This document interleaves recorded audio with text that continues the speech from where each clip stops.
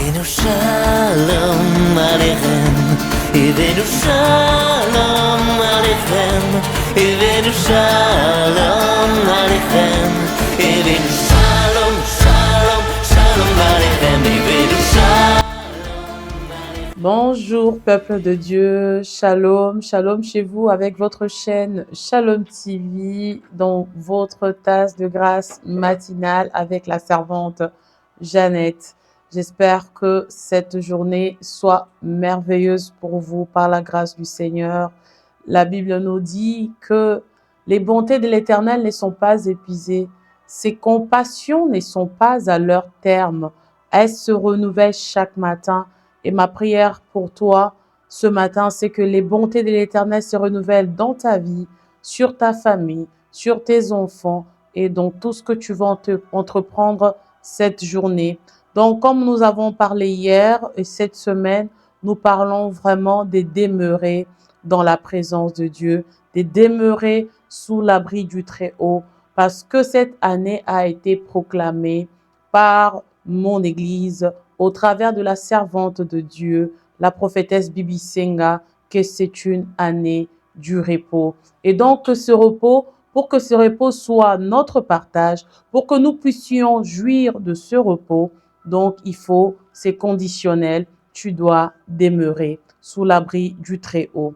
Amen. Amen. J'espère que ça passe. Amen. On a parlé donc de demeurer dans la présence de Dieu, parce que lorsque nous demeurons dans sa présence, nous sommes sous sa responsabilité, n'est-ce pas? Donc, lorsque tu as des enfants, ces enfants sont sous ta responsabilité. Donc, lorsque tu demeures, tu n'as pas à t'inquiéter de quoi que ce soit, parce que nous l'appelons les papas les plus responsables. Amen. Donc, dans Jean 15 au verset 7 toujours, Jésus-Christ disait à ses disciples, « Si vous demeurez en moi et que mes paroles demeurent en vous, demandez ce que vous voulez, il vous sera accordé. » Donc, si nous demeurons, nous avons parlé hier comment demeurer dans la présence de Dieu en lisant, c'est en nous entraînant notre esprit à se fixer davantage sur Jésus-Christ, en méditant la parole de Dieu, en louant, en adorant Dieu, en ayant des pensées pour Dieu, en priant, amen, et en faisant des actions des grâces.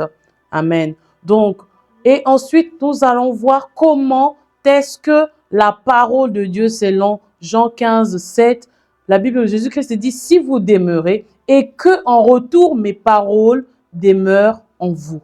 Alléluia. Donc, comment la parole de Dieu peut demeurer en nous? Et cette parole ne peut demeurer que lorsque nous méditons sur la parole de Dieu, n'est-ce pas? Dieu a dit Dieu a dit à Josué que ce livre de la loi ne s'éloigne point de ta bouche. Médite-le jour et nuit. C'est alors que tu réussiras dans tes entreprises. Donc, la parole de Dieu, elle est très, très importante que nous puissions méditer, à prendre le temps de méditer sur la parole de Dieu. Il ne faut pas seulement attendre d'aller dimanche à l'église ou d'attendre qu'un pasteur te prêche ou qu'un serviteur te prêche, mais personnellement, prends le temps de méditer sur la parole de Dieu. Laisse-moi te dire, il y a un grand secret dans la parole de Dieu. Pour ma part, j'ai un témoignage vivant. Je suis le témoignage vivant de la méditation de la parole de Dieu qui a poussé à une réussite, dans la réussite de quelque chose auquel je tenais beaucoup, c'était mon permis de conduire. Je me rappelle, après l'avoir loupé une fois, la deuxième fois où je me suis engagée à passer mon permis, j'ai médité sur la parole de Dieu avant d'aller à mon examen de conduite. Laisse-moi te dire, il y a même des cours de conduite dans la Bible. Donc, Dieu me parlait, garde les yeux fixés devant toi, ne retourne pas le regard, ne promène pas le regard inquiet. Ah, je suis à ta droite. Et lorsque je suis arrivée à mon examen ce jour-là, malgré que l'inspecteur voulait me stresser, je disais, je garde les yeux fixés droit devant moi.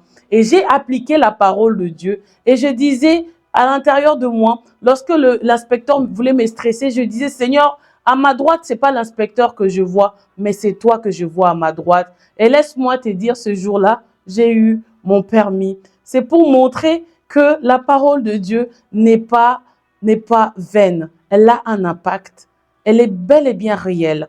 Amen. Donc, crois à cela, médite la parole de Dieu et que cette parole, non pas seulement lorsque tu médites, mais qu'elle demeure en toi. C'est-à-dire qu'elle devienne notre vie quotidienne, que nous puissions l'appliquer dans tout ce que nous faisons. Amen.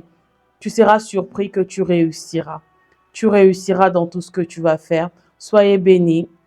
C'était votre tasse de grâce matinale avec la servante Jeannette dans Shalom TV.